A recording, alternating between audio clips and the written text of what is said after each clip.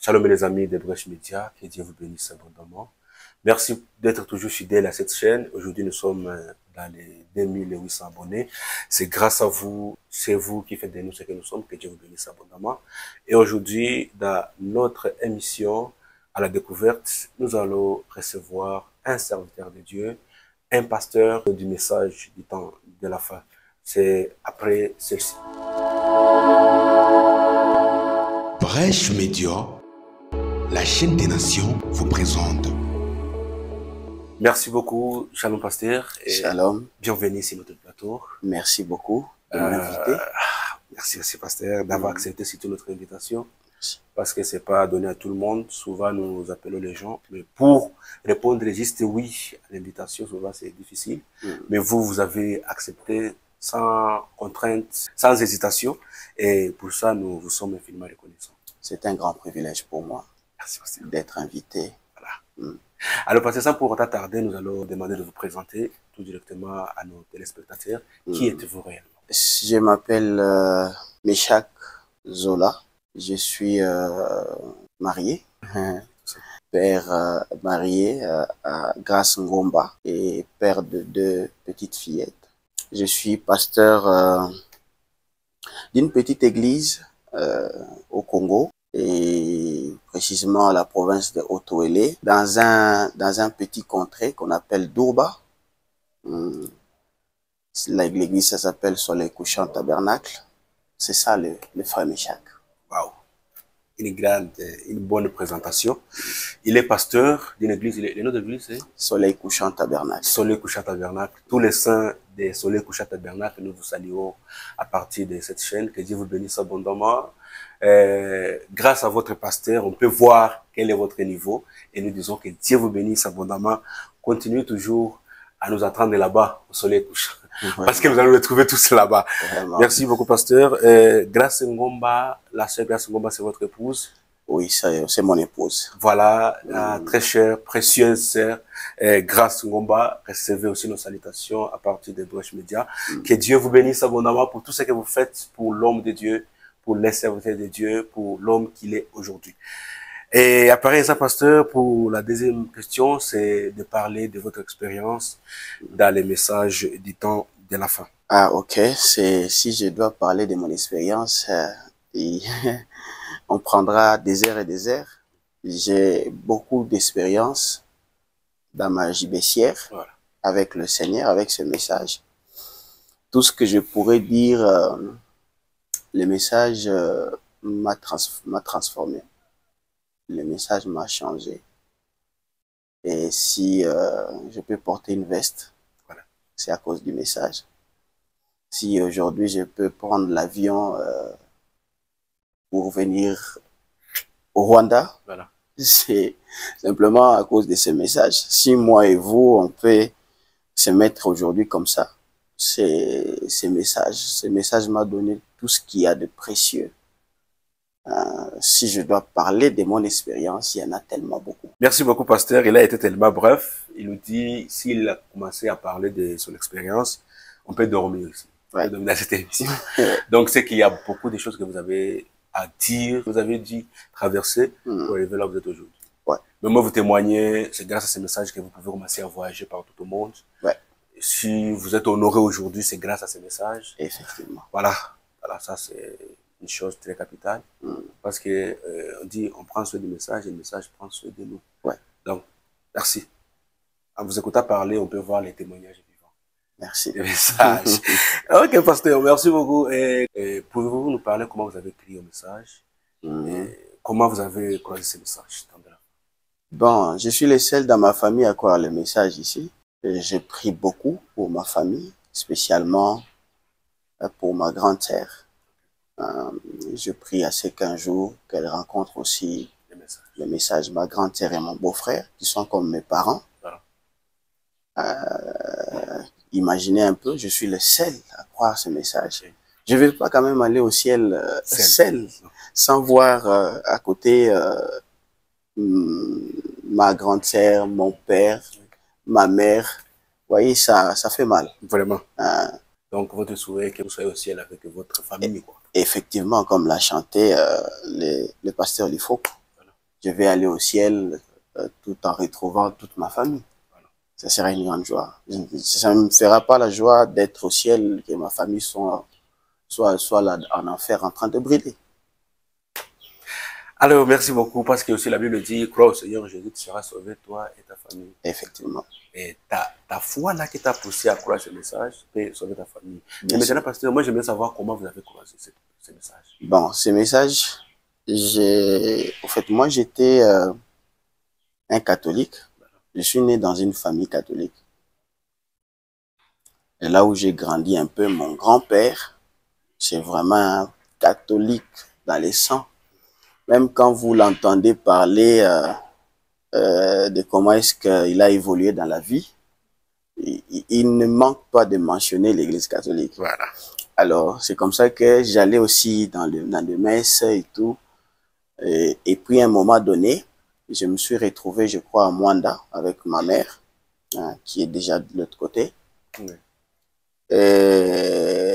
Ma mère essayait de m'amener dans une église du message. Elle s'intéressait d'aller dans des églises du message. Bon, j'étais encore un enfant, je ne comprenais pas. Nous allions souvent à l'Ecodim. Et après, je suis allé habiter quelque part. Voilà. Là où j'étais parti, ils étaient aussi des catholiques. Alors, j'étais devenu un véritable catholique encore. J'étais devenu même, comment on les appelle, un acolyte. Je servais de messe avec les abbés. J'étais devenu scout. Là, c'est à Mwanda. Alors, c'est comme ça que ça a évolué. Et puis, à un moment donné, ma grande-sœur va se marier à Kinshasa. Et puis, elle dira que je quitte Mwanda pour aller habiter avec Akin. Et quand je suis arrivé à Akin, et on a suivi un peu cette histoire-là, il y avait l'un de le petit frère de mon beau-frère qui était catholique. Alors, avec lui, à un moment donné, on partait à l'église. Mais,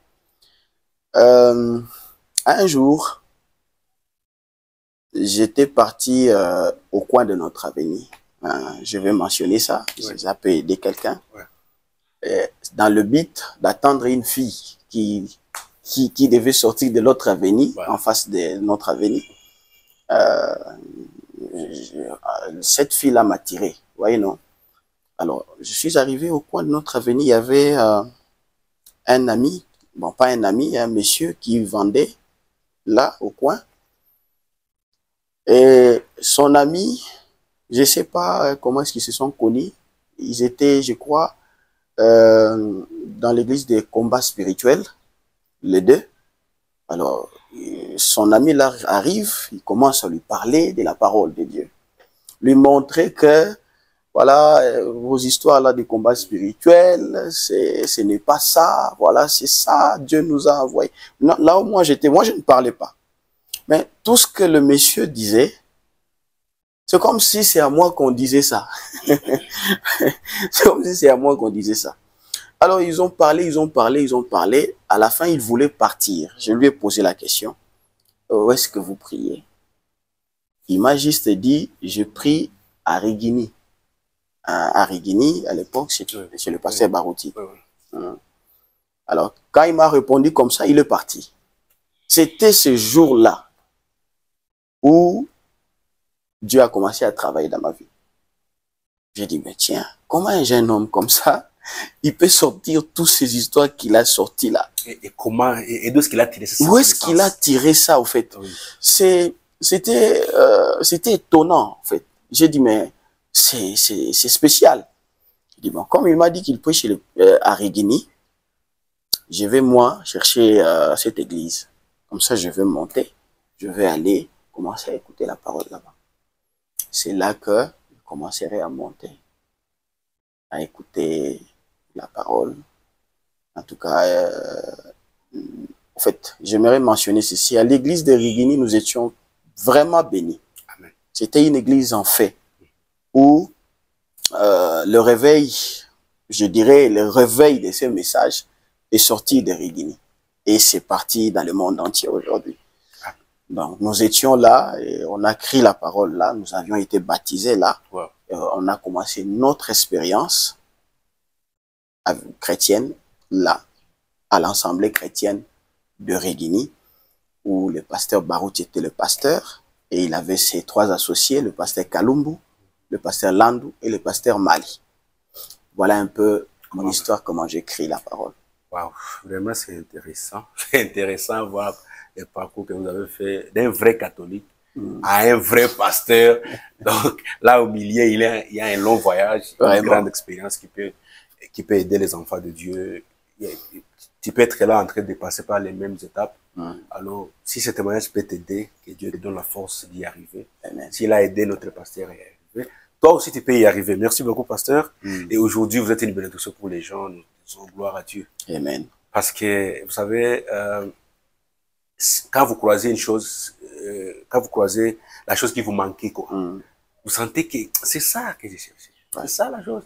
Et comme vous avez dit, la personne là qui expliquait, c'est comme s'il avait une autre connaissance, quoi. Et d'ailleurs, c'est la prophétie qui dit que les gens qui connaîtront leur jour, leur message, selon Daniel, leur intelligence augmentera. Ouais. Et ça me rappelle même moi-même dans mon quartier à Goma, il y a les vrais prédicateurs dénominationnels qui pouvaient venir me dire, ah, docteur. Parce que moi, je suis une simple brebis, mais quand il lance un sujet et moi je réplique, ça c'est une touche. Pendant que je suis une brebis simple de l'église. Donc vous voyez que le message, c'est une intelligence, c'est une super intelligence, quoi. Yes. Et nous disons gloire à Dieu de nous l'avoir accordé. Merci beaucoup, pasteur. La question suivante, c'est ce que vous allez nous aider à nous donner. C'est quoi le message de l'air? C'est une question à dévoiler. C'est quoi le message de l'air et où est-ce qu'il diffère avec les dénominations?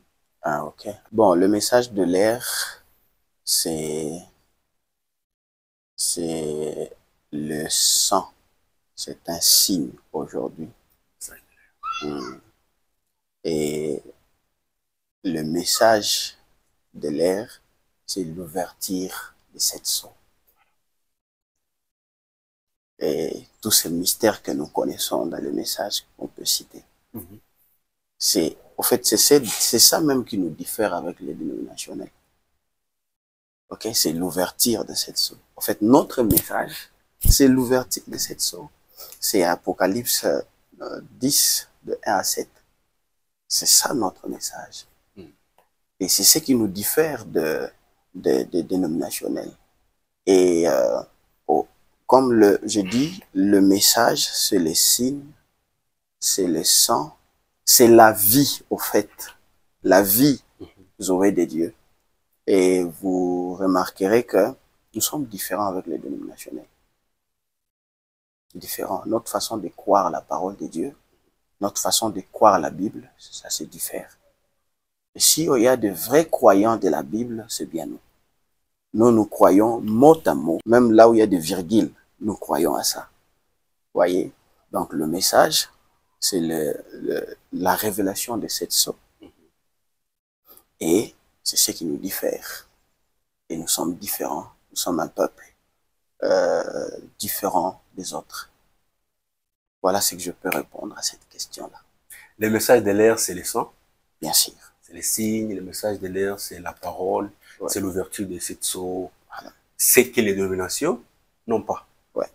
Et notre façon aussi de croire diffère de celle des dénominations. Effectivement. Et c'est nous les vrais croyants de la Bible. Effectivement. Pendant que donc là, c'est une question qui vient changer la donne parce que selon les dénominationnels, ils nous disent que nous avons remplacé la Bible par les brochures. Et là, quand vous dites que c'est nous les vrais croyants de la Bible, quel est le message que vous pouvez donner à tous ces gens qui pensent que nous avons remplacé la Bible par les brochures? Non, nous n'avons pas remplacé la Bible. En fait, la Bible est écrite sous forme de mystères et de paraboles. Il faut un prophète pour révéler ce qu'il y a là. Même les paraboles, même Jésus lui-même parlait beaucoup, souvent à ses disciples par des paraboles. Alors, il nous a fallu un prophète pour venir nous éclairer, pour venir nous interpréter la Bible. Parce qu'un prophète, c'est un interprète de la parole de Dieu. Donc, il est venu nous interpréter. Les points où on ne comprenait pas, lui, il est venu nous éclairer. Donc, nous n'avons pas remplacé ou Frère Branham par la Bible, non. Donc, la Bible par Frère Branham? Non, nous n'avons pas fait ça. Donc, si vous regardez dans la Bible, on dit qu'on lisait Moïse dans des synagogues. Les gens là, ils disaient, quand ils pouvaient lire Moïse, ils disaient Moïse a dit. Voilà. Vous voyez? Et donc, c'est ce même système, c'est ce même esprit-là que nous avions encore aujourd'hui. Nous n'avons pas, moi comme prédicateur, comme Ephésiens 4, je n'ai pas un message propre à moi. Je ne peux que répéter ce que le messager prophète a dit. Mais le message de Frère Branham, c'est un message biblique. Ça ne contredit pas ce que Frère Branham a dit. Et j'aimerais mentionner quelque chose. Les gens doivent savoir, les dénominationnels doivent savoir que Frère Branham n'est pas un prophète comme leur prophète. Non. Tous ces gens-là, ils sont des prophètes millénaires, peut-être d'autres ont des dons de prophétie, voilà. Mais Branham est né prophète. Il y a une différence. Il est né prophète. Il est né l'interprète divin de la parole. Et un prophète, c'est une Bible. Wow. Wow. Un prophète, c'est une Bible. Effectivement. Wow. Donc, nous n'avons pas remplacé la Bible par les messages ou par des brochures, mais ça se complète, quoi. Bien sûr. C'est le prophète qui est venu expliquer ou qui est venu révéler la Bible. Effectivement. Là, on ne comprenait pas, c'est le prophète. Waouh, c'est merveilleux. Je pense que ça, c'est une réponse satisfaisante pour quelqu'un qui pouvait se dire qu'il est branhamiste, et ou soit les gens qui croient le message de Branham. Je pense que, donc, ils ont remplacé la Bible par les brochures, par ce qu'ils appellent brochures. Voilà, je pense que là, ils sont satisfaits de cette question. Il y avait même un frère avec qui on discutait. Il me disait, donc moi, je prenais position pour dire que Branham est le seul à voir les signes de discernement. Lui me disait, non, c'est pour tout le monde. Et c'est là où vous venez de souligner qu'il peut avoir les dons de prophétie, mais il ne peut pas discerner, les pensées. Vous pouvez expliquer la différence? Je vais donner la différence. Au fait, il y a ce qu'on appelle les signes du Messie. Voilà. Ça, nous le trouvons à deux endroits dans la Bible. Nous le trouvons avec Elohim quand il a visité. Il a visité Abraham. Et nous le trouvons aussi avec Jésus. Et à ces derniers temps, nous l'avons vu avec William Branham. Ça n'avait jamais failli. Par contre, nous autres ici qui avons, ou d'autres pasteurs qui ont les dons de discernement, parce que les dons de discernement, c'est un don parmi les dons qui doivent se trouver dans l'Église. Mais ces dons-là, ça peut faillir. Disons que j'ai le don de discernement. Je peux venir là, je commence à discerner et je peux taper à côté. Mais pas William Branham. D'ailleurs, vous remarquerez qu'avant que Frère Branham commence à discerner, il attendait l'ange. Si l'ange n'est pas là, il ne discernait pas. Oui. Voyez? Il fallait que l'ange vienne. Dès que l'ange venait, ça dit que c'était Dieu lui-même. Et ça n'avait jamais failli. Pas même une seule fois. Pas même une seule fois. Vous voyez? Donc, il y a une différence entre d'avoir le don de discerner, que nous pouvons avoir, ou ça peut faillir, et d'avoir ou de manifester le signe du Messie. Là, c'est donné que je l'ai vu seulement 3 fois dans la Bible, avec Elohim, chez Abraham, et avec Jésus. La femme au prix. Oui. Et aussi avec Nathanaël, et puis avec Frère Branham au temps de la fin. Parce que Dieu est parfait en 3. Il a manifesté ce signe-là avec les Juifs et les Samaritaines. Et il avait une dette envers nous, les gentils. Oui, oui. il devait normalement aussi manifester ces signes du Messie. C'est comme ça que il nous a envoyé notre précieux frère, frère Branham. Et j'aimerais mentionner ceci. Nous n'adorons pas frère Branham. C'est tout ça. Non. Frère Branham et Jésus, il n'y a pas match. Frère Branham, c'est un serviteur de Dieu, un prophète. Mais Jésus, lui, il est le Dieu des prophètes. Voyez la différence? Ah ouais. Donc, nous adorons le Seigneur Jésus-Christ. Merci beaucoup, pasteur. Merci beaucoup pour votre intervention qui nous dit que normalement, il n'y a pas une comparaison entre... donc, il y a une grande différence entre les dons de prophétie, mais aussi les signes du Messie. Il y a une grande différence. Les dons peuvent faillir. C'est un don nécessaire à l'Église, les dons de prophétie, mais ça peut faillir comme tout autre don. Sauf que les signes du Messie, ça c'est donné à une seule personne pendant un âge donné. Et ça a été donné à Frère Branham. Et merci beaucoup. Surtout aussi les gens qui pouvaient dire que nous adorons Frère Branham. Là, vous avez été très clair. Nous n'adorons pas Frère Branham. C'est notre précieux frère, c'est notre prophète. Merci beaucoup. La question suivante chez Pasteur, c'est écrit, est-il bon ou mauvais pour un frère d'aller vers les églises dénominationnelles, y chanter, prêcher, ou vice versa, ou est venir chez nous, prêcher la parole, ou chanter chez nous? Donc, c'est une question à dévoiler. Je crois qu'il y a des enfants de Dieu dans chaque dénomination. Oui. Même ces églises de réveil que nous avons aujourd'hui, il y a des enfants de Dieu. Je ne trouve pas mal qu'un frère du message chante, aller dans une église dénominationnelle chanter. Je ne trouve pas mal qu'un prédicateur aller dans une église dénominationnelle prêcher. Peut-être que pendant qu'il va prêcher, un Élie qui sera là, voilà, écoutera et croira la parole. J'étais en Bujimaï, je crois en 2007. Il y avait une église dénominationnelle qui avait invité le pasteur Léonard Kayumbi. Vous voyez, oui, il avait prêché une puissante prédication. Alors, je trouve pas mal qu'un prédicateur du message allait prêcher chez eux, mais pour ce qui est de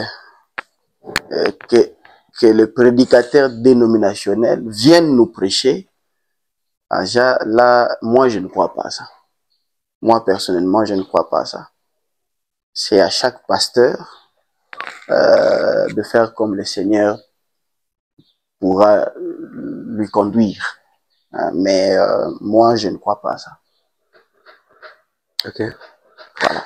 Vous ne trouvez pas du mal, donc il n'y a pas de mal pour un frère du message d'aller prêcher ou aller chanter sur le dénominationnel? Non.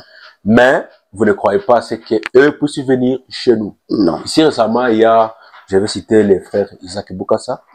Il est parti chanter dans l'église du pasteur Moïse Mbié et ça a créé des polémiques. Il y a les gens qui l'ont injurié, dit qu'il est tombé. Oh, tu es retourné dans le monde de la popularité, t'as englouti, des choses comme ça. Mais, en vous écoutant parler, c'est qu'il n'y a pas de problème pour un frère du message d'aller. Et je pense même que c'est la raison pour laquelle on s'appelle interdénominationnel. Ça veut dire que nous n'avons pas de frontières à ce qui est de nous d'aller dehors. On peut aller dans les dénominations, donner la parole là-bas. Mais pour venir chez nous, c'est là où...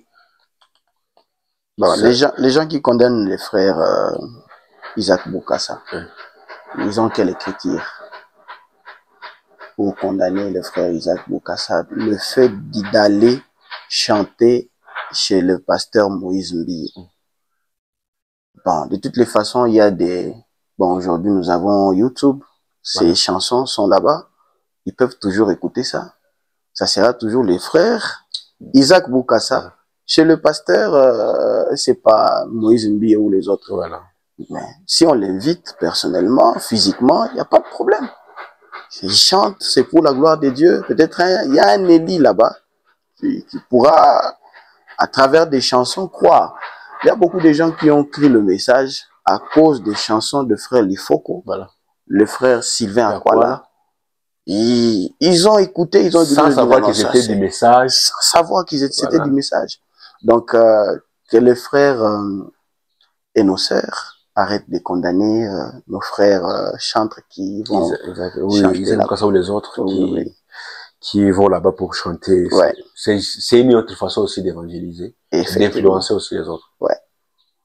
Merci beaucoup, pasteur. Nous allons aller très vite parce que vous n'avez pas de temps. Nous vous informons, notre très chers téléspectateurs.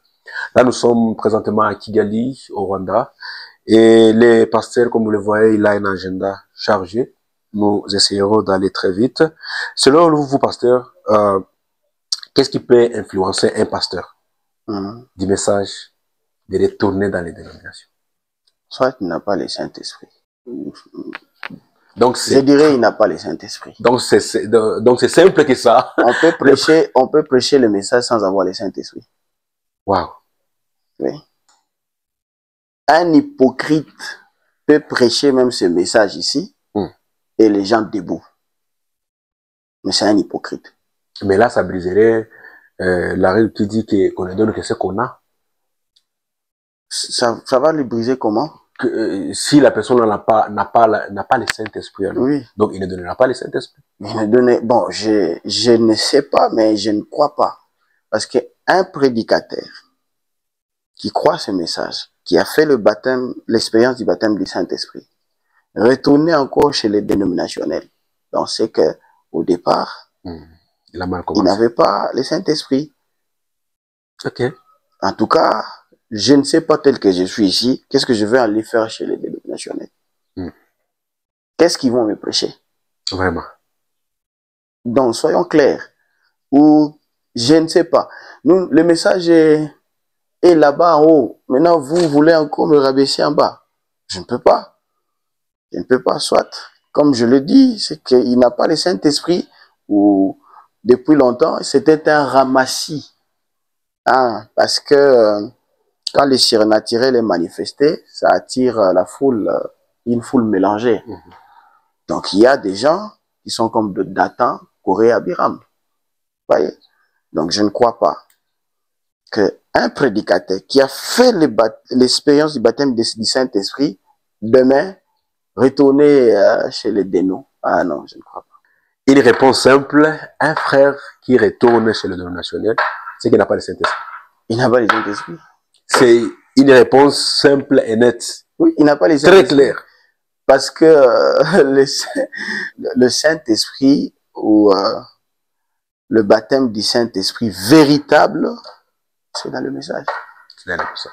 Donc, si tu rentres dans le monde, frère, pasteur ou un frère, ça veut dire que vous n'avez pas le Saint-Esprit. Au départ, il n'avait pas fait l'expérience du baptême du Saint-Esprit.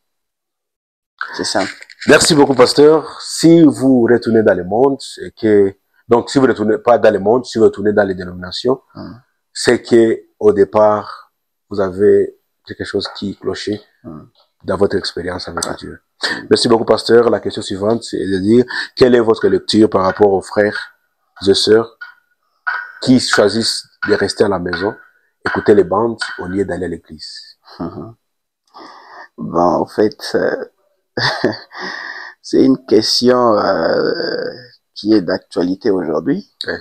Les bandes, moi, quand j'écris la parole, les bandes, nous écoutions toujours les bandes. Mais j'avais une église, au moins. Ouais. Mais j'allais chaque fois à la voix de Dieu à Kinshasa, écouter les bandes. Je pouvais écouter les bandes chez moi, chez nous à la maison. Les bandes, on peut l'écouter même dans votre véhicule. Ouais. On peut écouter les bandes partout. Mais, frère Branham nous dit ceci, je vais lire, si vous me le permettez. Sans problème, pasteur. Je vais lire une citation. Pour ne lire que ça. Et même quand on a invité les pasteurs, on s'attendait à ça. Pour ne lire que ça. Bon. Bon. Frère Branham nous a dit ceci. Ok, ok. Dans le discernement de l'esprit, la prédication, paragraphe 18. Ok. Pour ne lire que ça. Oui. Je commence au début. Un prophète du Nouveau Testament est un prédicateur. Nous savons tous cela. N'importe quel ministre qui est prédicateur est un prophète. Okay.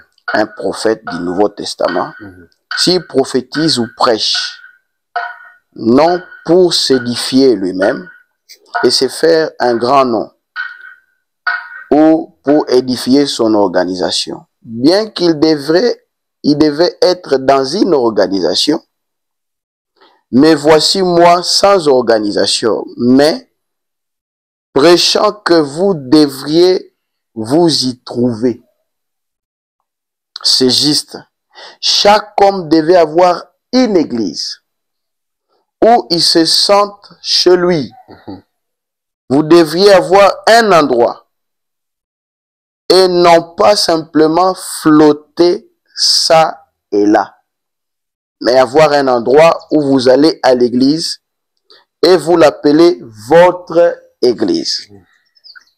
Un endroit où vous payez votre dîme, un endroit où vous aidez à soutenir la cause. Faites votre choix. Donc c'est clair. Pour ne citer que ça, pour ne lire que ça. Donc, même si j'écoute les bandes à la maison, je dois avoir une église où je soutiens la cause, où je paye mes dîmes, mes offrandes. Et je soutiens la cause avec ma présence. Écouter les bandes, on peut le faire partout. On peut l'écouter même à l'église. Mais ayons une église où nous devions aller et soutenir la cause. Okay. C'est ça la réponse que je peux donner. C'est simple. Merci. Merci, pasteur. La réponse, c'est le prophète qui a donné cette réponse. Il a dit, vous devez avoir une église où vous appelez chez nous. Donc, vous devez avoir une église là où vous appelez chez vous.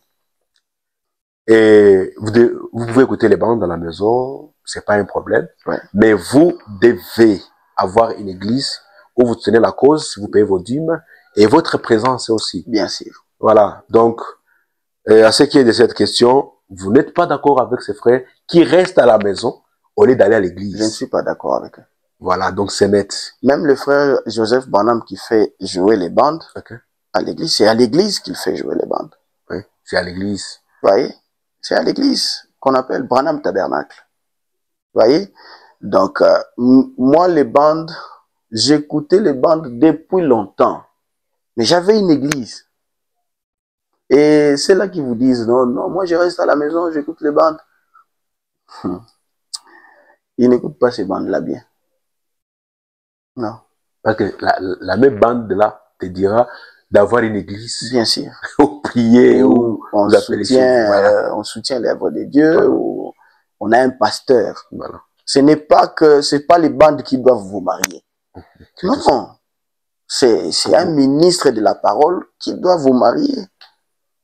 Qui doit vous baptiser. Effectivement. Vous servir la Sainte Seine. C'est un homme qui doit vous servir tout ça. Ouais. Merci beaucoup. Merci, pasteur, pour cette lumière. Si vous écoutez la bande à la maison, il n'y a pas de problème. Mais que cela ne remplace pas votre effet d'aller à l'église où vous appelez chez vous. Parce que, en ce qui est de son intervention, il montre clairement que vous devez avoir un homme pour vous conduire aussi. Vous devez avoir un pasteur, un responsable qui doit vous servir la Sainte Seine, qui est là comme votre responsable spirituel. Ouais. Et quand vous vous remplacez, c'est là par l'écoute des bandes, c'est mal à la maison. Il y a une chose déjà qui manque au milieu. C'est que c'est pas au complet. Ouais. Merci beaucoup, pasteur. Vraiment, vous êtes en train de nous donner des réponses très riches. Et je pense que cette émission est en train de servir la grande communauté Brèche. Et vraiment, merci beaucoup, pasteur. Je vois que vous n'avez pas voyagé en vrai. Vous devez passer par ici. Oui, effectivement. Vraiment, c'est une aide précieuse pour les enfants de Dieu. Il y a des questions qui sont en train de trouver des lumières par vos interventions. Et pasteur, à cette allure, comment voyez-vous l'avenir du message? Dans les années à venir, comment sera le message avec ce genre de comportement que nous sommes en train de voir? Parce qu'il y a des gens qui sont catégoriques, qui disent, moi, je ne pars pas à l'église. Moi, on se demande est-ce que c'est pas le fait de fuir des responsabilités, des devoirs. Et selon vous, comment vous voyez l'avenir du message dans les 5 à venir, 10 ans à venir, pourquoi pas 50 à venir? Beaucoup d'entre eux ne vivent pas bien. C'est pourquoi ils ne voudront pas être dans une église, voilà, ou qu'ils soient surveillés. Beaucoup d'entre eux. Mais l'avenir du message, c'est entre les mains de Dieu. Dieu ne manque pas de témoins. Dieu lui-même prendra soin du message.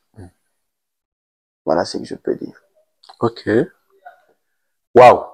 Parmi tous ces gens qui restent à la maison, qui se disent que moi je ne vais pas aller à l'église, j'écoute la bande à la maison, c'est suffisant. Parce que de souligner une chose, beaucoup d'entre vous, vous ne menez pas une vie chrétienne digne de l'évangile. Et puis vous fuyez cela en vous cachant derrière les coups de bande. Ouais. Ok. Et le message, l'avenir du message est entre les mains de Dieu. Oui. C'est Dieu qui connaît, si c'est sa parole, c'est lui qui les soutiendra. Oui, il prend soin de sa parole. Il prend soin de sa parole. Ouais. Et ça trouvera toujours une place. Merci beaucoup, pasteur. Je pense que là, nous sommes en train de citer. Et la question suivante, pasteur, est-ce qu'il y a un problème ou est-il mauvais pour un pasteur de laisser l'église à son fils? Une affaire qui devient comme le royaume, la succession du fils, donc du père au fils. Comment vous trouvez ça? Cher ami, j'ai toujours dit aux gens ceci, que si les enfants de pasteurs deviennent des koulouna ou des bandits, ce sont les mêmes brebis là qui vont dire, ah, regarde, vraiment, tous les esprits que les pasteurs chassent là à l'église, ça tombe sur, ça entre dans leurs enfants. Et ils vont dire des choses sur les enfants du pasteur, ils vont vraiment dire des choses. Maintenant, si les enfants des pasteurs deviennent des pasteurs et responsables d'une église, où le mal, à condition qu'ils aient un ministère. S'il a un ministère et qu'il passe au vote selon le message et qu'il est voté comme pasteur, où est le mal? Où est-ce qu'ils ont brisé l'écriture? Il n'y en a pas. Non. C'est-à-dire que si aujourd'hui les enfants de pasteurs deviennent de pasteurs, ils le deviennent. Je suis à 100% d'accord avec ça. Ouais. Mais si votre enfant n'a pas le ministère, ne le forcez pasteur, pas. ne le forcez pas. Ça ne sera pas une bénédiction. Pour le peuple de Dieu. Oui. Ça ne sera pas une bonne bénédiction. Et puis l'église, ce n'est pas un royaume. Ah. Ce n'est pas un royaume. Et peut-être que vous avez des biens que Dieu vous a donnés. Laissez ça à vos enfants ou à votre garçon qui puisse gérer. Mais pour ce qui est de l'église, c'est pour Dieu. S'il y a quelqu'un qui est là, même s'il n'est pas de votre famille, il est qualifié pour être pasteur, pour vous remplacer, laissez-le là. Et j'ai toujours dit ceci, pour ce qui est de parcelles de l'église, on est dans une église, le pasteur vient avec l'inspiration que nous devions construire, nous devions cotiser l'argent, on doit acheter la parcelle de l'église et tout. Les enfants de Dieu cotisent et ils achètent une parcelle pour l'église. Et avec les cotisations des enfants de Dieu, vous construisez une église. Et après, le pasteur dit, c'est pour moi. Ça, c'est de l'escroquerie. Et laisser ça à tes enfants comme un bien privé. Comme l'héritage. Non, c'est de l'escroquerie. Ce n'est pas correct, c'est pas bon. C'est-à-dire, c'est pour l'église. si les enfants de Dieu ont cotisé et tout, même si toi, le pasteur, tu as donné beaucoup d'argent, tu es aussi croyant. Ouais. Tu es aussi un enfant de Dieu, tu dois cotiser. Mais cette église-là, ce n'est pas pour ta famille. Il faut le dire à vos enfants que ça, c'est pour l'église. Regardez, moi j'aimais bien cette parcelle qui est là-bas, cette parcelle qui est là-bas, cette parcelle qui est là-bas. Là, c'est pour vous. Mais pour ce qui est de l'église, ça, c'est pour l'église.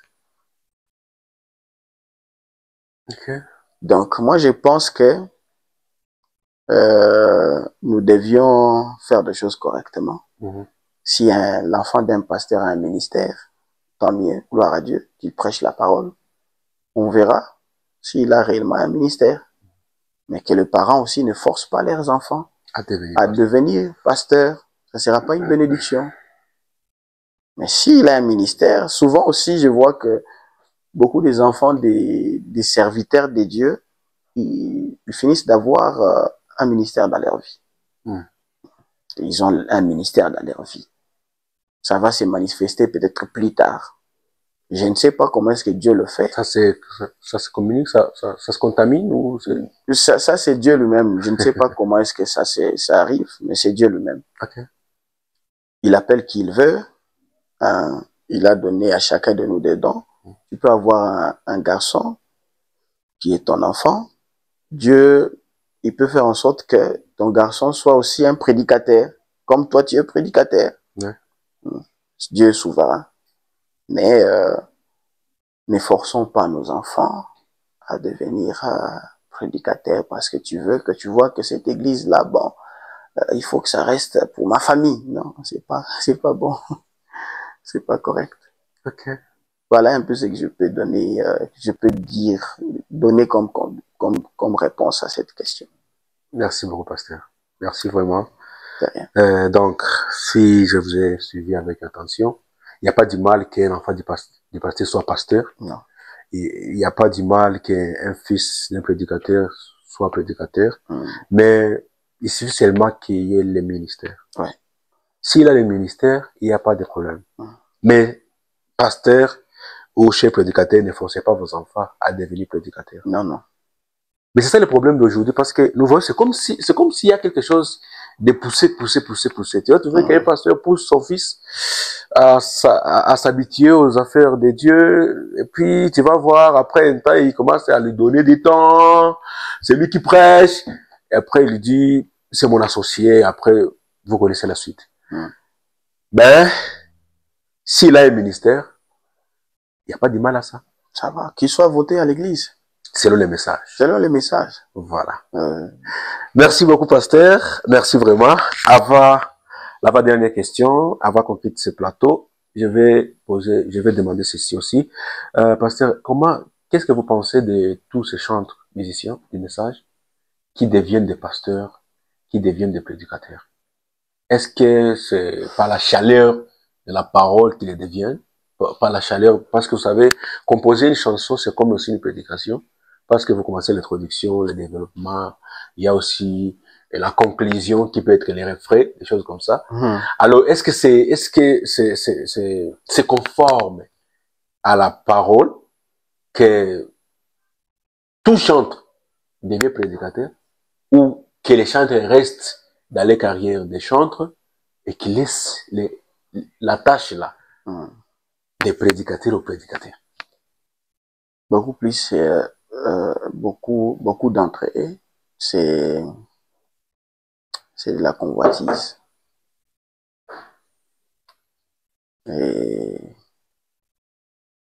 bon, il y a aussi ceux-là qui sont nés avec c'est le don de chanter et le ministère, le don de prêcher. Il y en a. Ouais.